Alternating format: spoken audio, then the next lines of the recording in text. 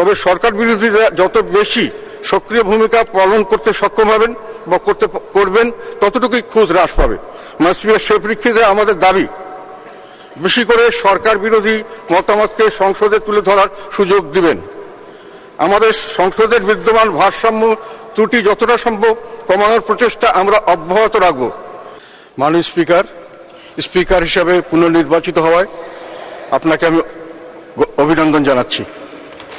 একই সঙ্গে সুযোগ পেয়ে আমি মাননীয় প্রধানমন্ত্রী, মন্ত্রিপরিষদের সদস্যবৃন্দ, সংসদ উপনেতা, চিফ হুইপবৃন্দ, বিরোধী দলীয় উপনেতা, বিরোধী দলীয় চিফ হুইপ, জাতীয় সংসদে নির্বাচিত সকল সংসদ সদস্যদের প্রতি অভিনন্দন জানাচ্ছি।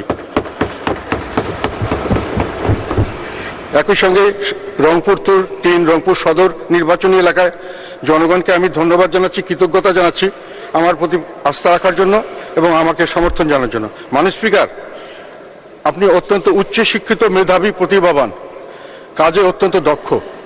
আমরা লক্ষ্য করেছি বিশ্বের অনেক স্থানে স্পিকার দল থেকে নির্বাচিত হলেও সম্পূর্ণ নিরপেক্ষভাবে সংসদ পরিচালনা তার ভূমিকা পালন করেন। আমাদের দেশে অবশ্য 96 সাল থেকে আমি বিভিন্ন সংসদে ছিলাম।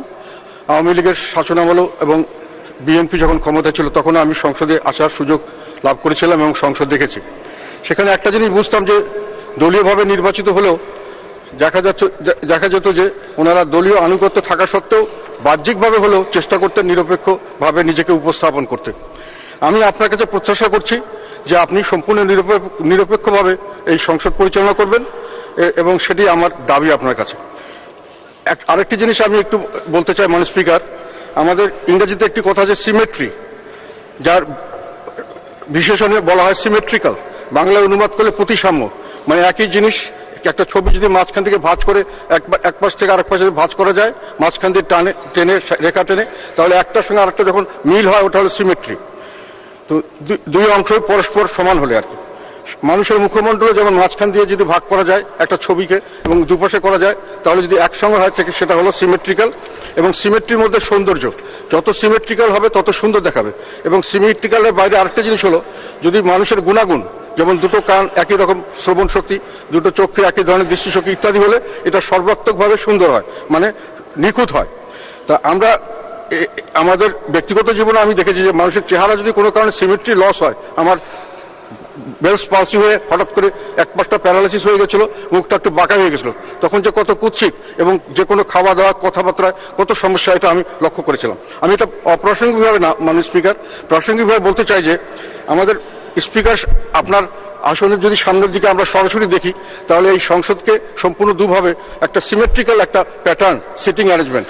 এখানে এক পাশে হলো আমাদের স্পিকার, আপনার ডান দিকে মাননীয় সংসদ নেতা মাননীয় প্রধানমন্ত্রী, আরেক পাশে হলো সংসদ উপরে, তার পাশে সংসদ উপনেতা, তার পাশে সরকার দলীয় সিনিয়র নেতৃবৃন্দ, পিছনে সরকার দলীয় নেতৃবৃন্দ, আবার বাঁ পাশে বিরোধী দলীয় নেতা, বিরোধী দলীয় উপনেতা এবং একই রকম সাজানো আছে।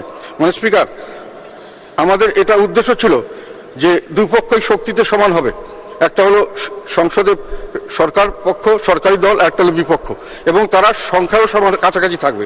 তাহলে তাদের মধ্যে সমানে সমানে লড়াই হবে দেশের স্বার্থে, নিজেদের মতামতকে প্রাধান্য দিয়ে তর্ক বিতর্ক ঝগড়াঝাটি হবে সংসদে, তারপর জনগণের পক্ষে সিদ্ধান্ত হবে। এটাই ছিল আমাদের এই সংসদ তৈরি করার উদ্দেশ্য। মাননীয় স্পিকার, জাতীয় সংসদকে সংবিধানে ইংরেজিতে আমাদেরকে বলা হয়েছে হাউস অব দ্য নেশন, অর্থ জাতীয় কক্ষ, দলমত নির্বিশেষে সকল জনগণের প্রতিনিধিদের মিলনস্থল। সেখানে প্রধানত সরকারি দল এক পক্ষ, সরকারি বিপরীত দল আরেক পক্ষ। মানে স্পিকার, নির্বাচন বর্তমান সংসদে আসন সংখ্যা অনুযায়ী শতকরা প্রায় 75 ভাগ সরকার দলীয় এবং 21 ভাগ স্বতন্ত্র, তারাও প্রায় সরকার দলীয়, তাদের মধ্যে 3-4 ভাগ শুধু বিরোধী দলীয় সদস্য।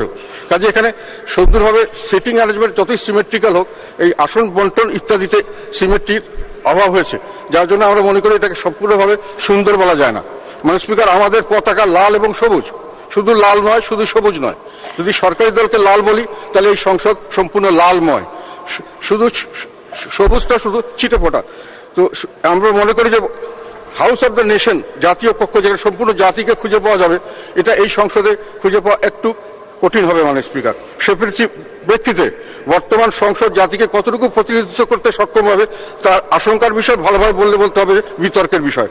তবে দুই অংশের কর্মকাণ্ডের ব্যবধান কমাতে পারলে, অর্থাৎ সরকার ও সরকার বিরোধীদের সংসদীয় কর্মকাণ্ডের ব্যবধান কমাতে পারলে যতটা কমবে ততটুকু বেশি কার্যকর হিসেবে সংসদ গণ্য হবে। এই আশঙ্কা অবাস্তব নয় যদি বলি মাননীয় স্পিকার যে এই সংসদ কখনোই সম্পূর্ণ নিখুঁতভাবে দায়িত্ব পালনে সক্ষম হবে না। তবে সরকার বিরোধীরা যত বেশি সক্রিয় ভূমিকা পালন করতে সক্ষম হবেন বা করবেন ততটুকুই খুঁজ হ্রাস পাবে।